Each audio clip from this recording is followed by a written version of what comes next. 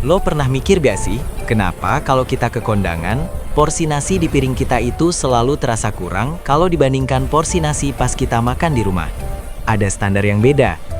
Nah, ini sama kayak banyak orang Indonesia yang gampang banget ngasih julukan luar negeri ke tempat wisata di dalam negeri.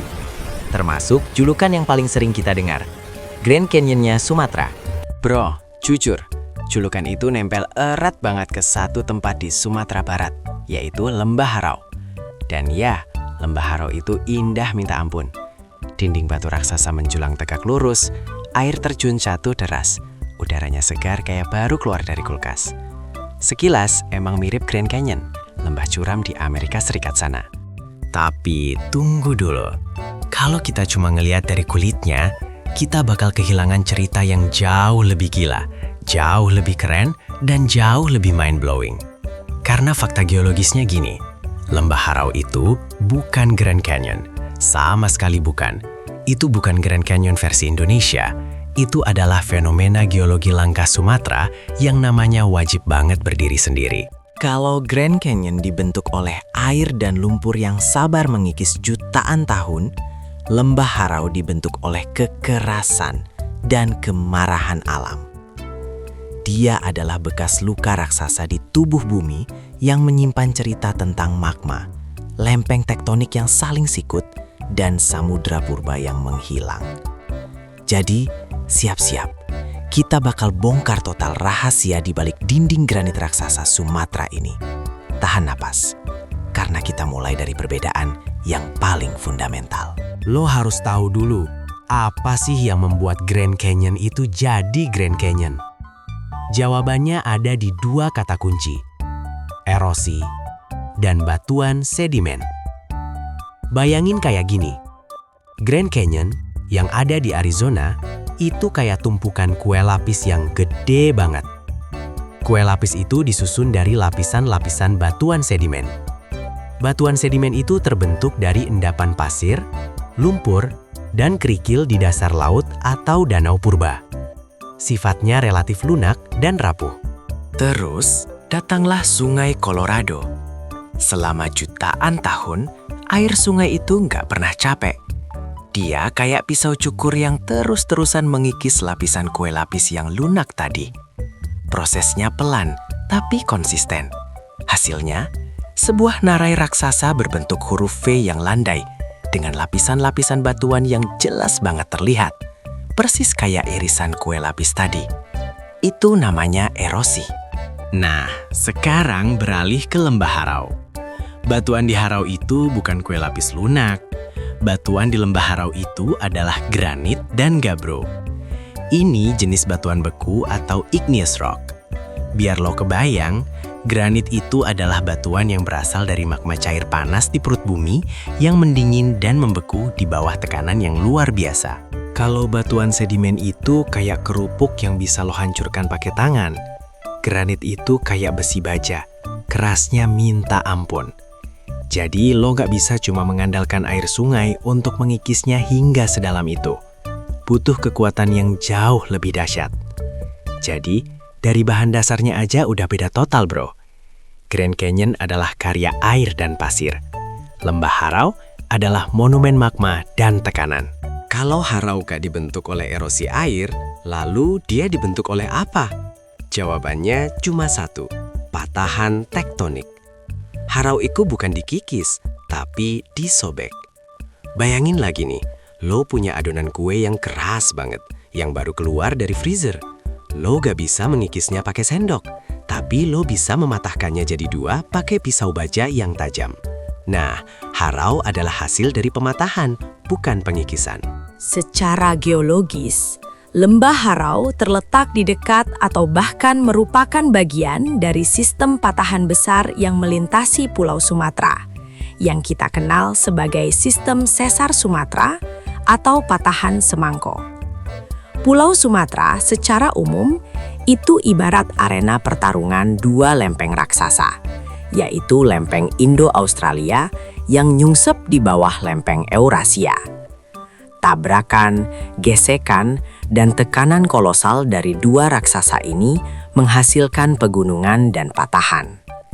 Lembah Harau adalah graben, atau lembah yang terbentuk ketika blok-blok batuan di sekitarnya patah dan jatuh, atau ketika blok batuan di tengahnya ambles karena tekanan tarik-menarik. Dinding granit raksasa Harau yang menjulang tegak lurus itu, yang tingginya mencapai 80 sampai 150 meter, adalah bidang patahan yang terpampang nyata. Ini adalah hasil dari pergerakan vertikal yang tiba-tiba, bukan pengikisan horizontal yang pelan.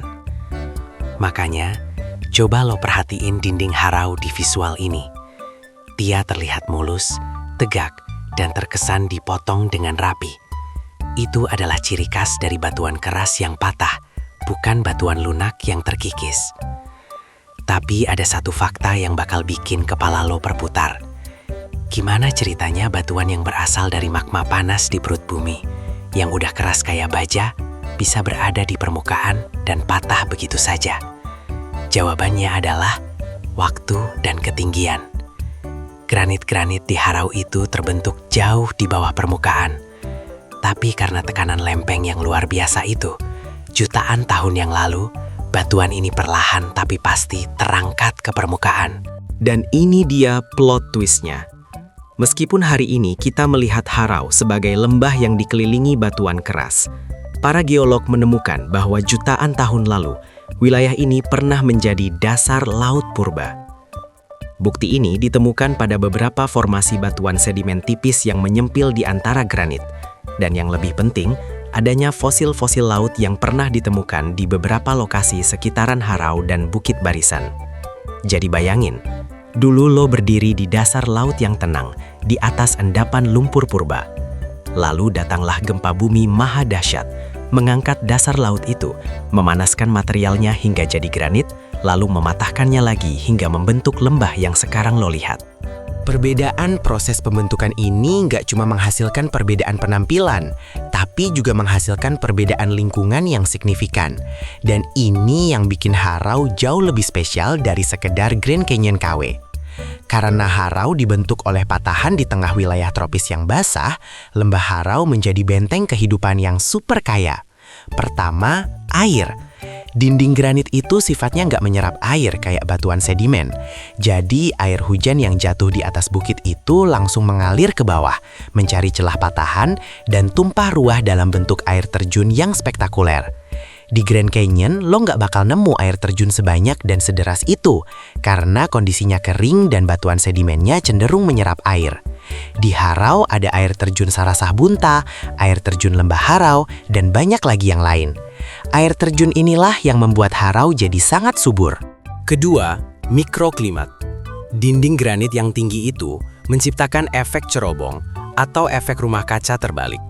Lembah ini menjadi lembab dan stabil. Kelembapan tinggi ini adalah surga bagi flora endemik Sumatera. Lo bisa nemuin anggrek-anggrek langka yang cuma bisa tumbuh di celah-celah granit ini.